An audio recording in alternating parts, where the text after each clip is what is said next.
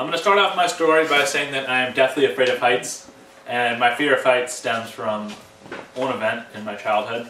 I was 7 years old, and my family and our family friends were coming back from a camping trip in Lake George, and as a family we decided to stop at Six Flags Great Escape amusement park in New York on the way back.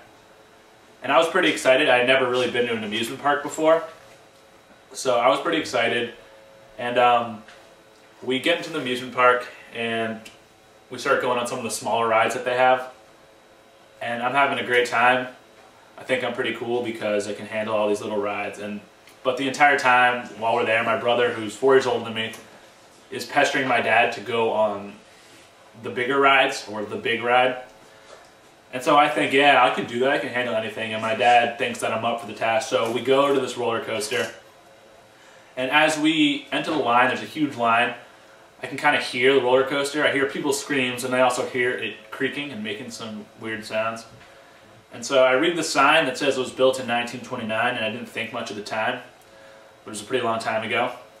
And I'm getting nervous as it becomes our turn to get in the car, and we hop into the car and get fastened in. And at this point, I'm extremely nervous, freaking out a little bit. And right when the bar clamps down on us, I can feel that I'm not really securely in. So then, as the ride starts moving, I'm in a car with my brother, and my dad and our family friend, who's my brother's age, is in the car ahead of us. And so we start slowly moving up and up and up.